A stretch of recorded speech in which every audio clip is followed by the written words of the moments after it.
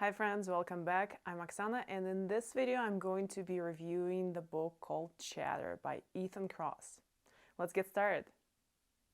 I have always been interested in the subject of mental health and really figuring out ways of managing my own inner voice. And Chatter was one of the things that I did not plan to read. I was actually waiting for another book that I pre-ordered to get released, and I was browsing the catalog on Amazon and this was suggested. So I grabbed the sample and I read a few pages. I pretty much read the entire book in a few days and it was amazing. And the reason I'm saying it was amazing because it was packed with moments of me connecting the anecdotal experiences and observations I had about my own self and my own inner voice and relationship with that to this broader knowledge and scientific evidence of how it works for all humans.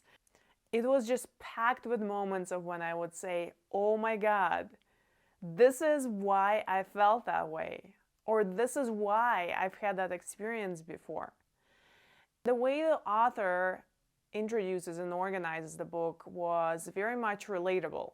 He starts with a story of him standing in the middle of the night with a little league baseball bat in his bedroom, looking outside and thinking that the guy who wrote him a threat note was out there outside to get him and his family. In hindsight, he goes on to admit to himself that this was insanity, but at the same time, he frames the book as this experience and says that even though he studies Chatter and knows the tools of managing it, he too fell prey to it at some point. And for some reason that just made me feel more normal, like I'm not the only person who's experienced that.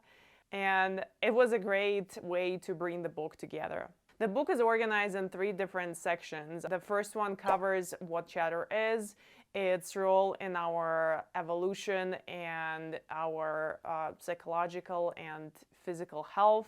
It then goes on to say and talk about positives and negative sides of Chatter.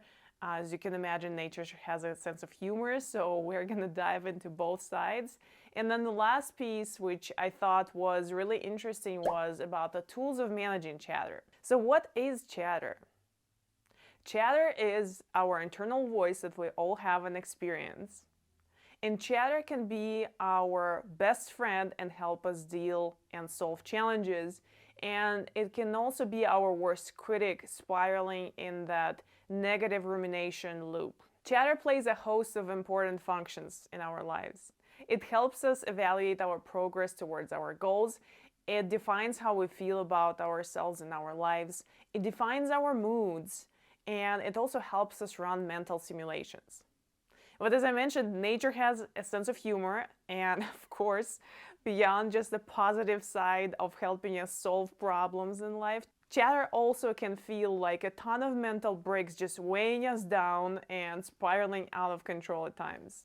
There are a ton of examples that the author references. He gives an example of how the performance of top athletes can be ruined because Chatter evades that sort of baked in and trained response that we have in our bodies by creating a situation of paralysis by analysis, so you can't really perform anymore. And he gives a few concrete examples of how it happens and explains what is going on in our brains when it does happen. I love the amount of scientific references that the author added to the book, but he didn't make it heavy. There's not so much biological and neuroscience jargon that it was impossible to read. It was actually pretty palatable, and it was a great and exciting and engaging read. I'm always fascinated with the topic of neuroscience and understanding how our brains work, so for me it was an added bonus to the quality of the book. So now Chatter has 2 sides, the positive one and then the negative one. So the positive one, if Chatter is helping you solve the problems and walk you through challenges, that's great. Just leave it be and let it do its own thing. If you have already let Chatter run wild, then that's what's described as negative rumination. And so it sometimes can spiral out of control if we don't do anything about it. Beyond the performance of athletes, where chatter can actually ruin the performance and create the performance paralysis, he also discovers and talks about how chatter and oversharing negative emotions and feelings can actually lead to the outcomes that we're not seeking. So typically when we are feeling distressed and we're looking for people, for others to help us and to listen to us and provide that emotional and cognitive support. However, if we're oversharing, then people who we're interacting with, they can feel turned off by it, and actually it can push them away in a sense. So he's talking about the opposite effect of what we're trying to achieve is what typically happens when we are overtaken by that negative rumination. He also explores the dynamic that the social media has added, and it brought in another additional environment in which we interact with each other. At any given moment, any one of us can be channeling that negative thought process on social media channels. So those posts, they do two things. One, they make things worse for us because the more we remember every single detail of a negative experience, the more kind of fired up and hurt we feel. And two, it may push people who we're seeking to engage with away instead of actually having them help us and listen to us and be there for us. I thought this was a really cool discovery, and like I said, he provides a ton of scientific examples and studies that support this conclusion. But I thought it's really cool because I've noticed that same effect when I'm maybe a little bit oversharing, and I've noticed that it doesn't make me feel any better personally. Forget about the other people's side. I'm sure they didn't enjoy it either, but I don't like walking away from the conversation when I feel like I maybe brought someone else down by what's going on in my life, and I also feel like crap myself because I overshared the negative things that I did not want to relive again. The fact that the more we think about our negative experiences and recall them in detail, the worse we feel is something that I've noticed personally when I was interviewing one of my first therapists. So I get in the session and she asks me to recall all traumatic events from my childhood to now. And after an hour of that, I felt completely exhausted emotionally. One, I already processed that stuff, so why did I need to relive and rehash every single thing? And two, needless to say, she was not my therapist moving forward, but it was just unnecessary. And it made me feel like my life was much worse, when in reality my life is pretty great. Another key observation that was discussed in the book was the fact that internal voices and chatter specifically, they feed stress. So if we are in a prolonged state of stress, the chatter can actually fuel it, one, and two, the more we sit in that condition, the more it manifests physically in our bodies.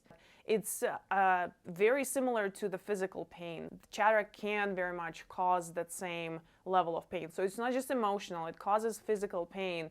And then the more we are continuing to be in that condition and that situation, the more it impacts our DNA and our genes. And this is, again, one of those things where I completely connected the dots because I thought that, people could manifest their own illness and that your mindset is sort of half the battle.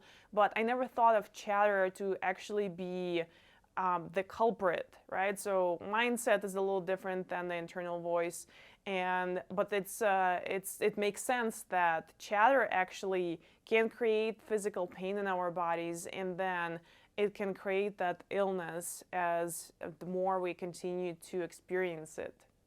So the second part of the book, actually, the author starts diving into the tools of what you can do with this chatter if it does run wild.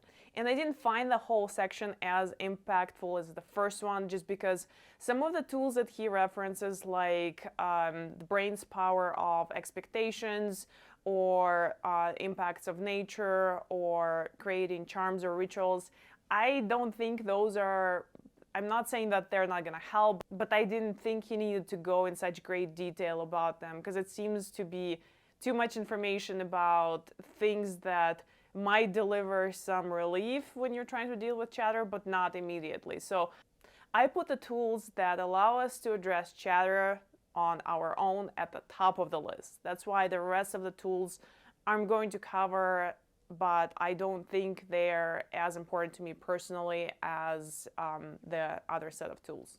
The chapter titled Tools is excellent. If you're looking for immediate action items like, hey, I need to understand what to do with my internal voice, go to the tools section and it outlines everything pretty succinctly and you'll understand what you need to do. There is some overlap between the tools that he's describing in terms of different techniques for distancing, but I think they're all excellent. I think the first part of the book preps you to absorb the second part a little bit more, so you get maybe a bigger impact if you read both. Reading the tools section on its own, I think it gives a quick summary reference in a great format. The way he organizes it is in tools that you can apply on your own, tools that you'll need other people for, and then tools that are outside of us, which is environment and other things that we could potentially do. So the first set of tools is the set that we can implement ourselves, and it starts with self-distancing. The first technique is actually about referring to yourself in a third person as I was talking to someone else. So I would use my name and say, Oksana, you are doing great, and describe my own experience of the situation from that third person perspective, like I'm talking to a friend. This technique does not tap our executive function, so if you're coming from a perspective of a narrator, then it's easier for us to distance ourselves from the highly emotional situation and see bigger picture and really understand the root cause. The second technique is really adapting the advising a friend perspective. So I would advise myself and using you and my name to advise myself on what to do as I would dear friend. Another technique is broadening the perspective, and this one is about looking at the greater scheme of things and comparing this event to other events that happened in our own life or comparing to the lives of others. Again, all these tools are focused on distancing and getting us out of that the really zoomed in picture that we're experiencing when the chatter runs wild, and getting us to see the broader step away and help ourselves get through this challenge in one piece. Addressing physical expressions of stress, just reminding ourselves that things that manifest as stress symptoms, maybe sweaty hands or increased heart rate, and or stomach pains, those are the things that are here to help us, not to make our lives more difficult. Looking ahead is another technique. We can imagine ourselves a month, a few months, or a year, or a few years later, and see how we would see the situation. Obviously, things will change, but that again allows us to put a little bit of a distance between the current situation and how we're trying to resolve it. Fly on the wall technique is when we're imagining ourselves as a fly on the wall, observing, but also asking a question of what might be causing distress to that distanced version of ourselves that's already in that situation. So we're trying to get deeper to the root cause from the outside perspective.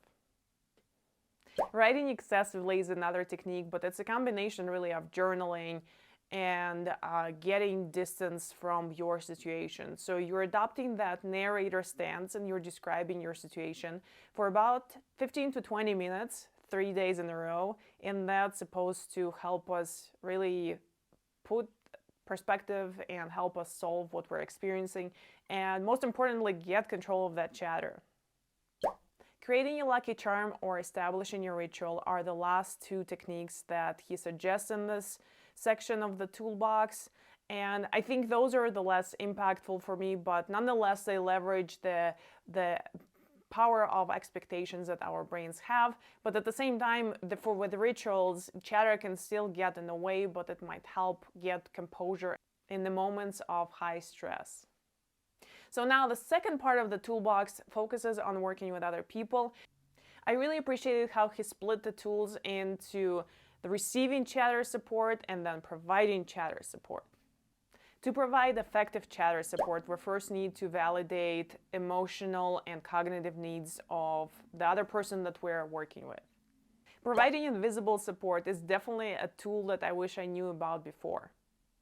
If a person has not asked for an advice or help and we provide it, it might backfire and we might experience a pushback. Because ultimately, unsolicited advice really takes the self-efficacy and autonomy out of the equation, and it makes a person feel less capable of solving for that particular challenge that they're experiencing. So instead of doing it directly, there are ways of doing it indirectly. And so two ways that he's suggesting to do that, provide that invisible support. One is to do something without being asked, like clean the house, or have a broader conversation about the same topic, maybe with a group of people in the presence of the person who is dealing with something. That way, you're not telling people what to do, but you're actually asking others how they managed a situation like this before, and you let that person hear and experience it for themselves and make those conclusions. Another tool here is employing superhero character personality. And I think it can be applied to ourselves and it can also be applied to others. And here the point of this is also to provide the distancing. But with superheroes come superpowers. So there is an opportunity for us to maybe take a little bit different of our perspective when we think of ourselves as having that superpower and being in that superhero character. Affectionate but respectful touch is another technique that he's suggesting as the last point in the section, and it promotes two things. One, it helps us release oxytocin, which is a hormone, hug hormone, cuddle hormone, which makes us feel good, but two, it helps us feel supported and let us know that there are people who actually genuinely care about us. Now, to receive chatter support, we need to find the right people to do that. So he's suggesting to have a chatter support advisory board and figuring out who are the best person for your personal situation. There are some people at work who are great at giving advice and helping us broaden the perspective for work topics. There are people in our personal lives who might be great at helping us address personal relationships, issues, and basically the point is that you find the right person for the right job. So you need to understand who those people are, how they're supporting you, and most likely it's going to be people who can provide that and address that emotional and cognitive need that we all have when we're going through stressful situations. Seeking a physical contact is another technique that he suggests here, and similarly to what I described about a hug, we're looking for that comfort, and if nothing else, we're looking for the release of oxytocin. So it can be done with other people, it can be done with pets, or if you're just hugging an inanimate object, similar response is triggered in our body. Looking at a photo of a loved one, this one was interesting, but essentially it is supposed to remind us that there are people who care and are there to support us and who love us, so it should make us feel a little bit better. Performing ritual with others is another technique he suggests in this section, and this is about understanding that there are people who you have connection with, and for example, a collective meditation or yoga class, there are people who are experiencing something with you, so he's suggesting doing a collective ritual together with others. And the last technique here is to minimize passive social media use. If we are on social media, we can engage and induce that feeling of jealousy or feeling of inferiority when we are seeing that highly curated feed content. But instead, if we do use social media, we need to maybe more actively engage and use it to connect with other people versus just scrolling it. And the last section of tools altogether is about how we seek tools and support from our environment. One of the techniques is seeking more exposure to green spaces, which increases our level of happiness and helps us generate those good hormones. The second one is organizing our spaces, as chatter tends to make us feel like we don't have any control. Organizing a space, even if it's a small space, can feel like we do have that control, so it plays to the opposite end of the spectrum, and it helps us balance that inner chatter and inner voice. And finally, seeking awe-inspiring experiences which can help us transcend our worries and problems. As the first read of 2022, I am really happy that I picked up the cover and I gave it a shot. I highly recommend you check out the actual book because it's, like I said, it's packed with great information and examples, and you can geek out on the neuroscience piece. If you like this review, please subscribe and like. Thanks for watching, and I'll see you in the next video.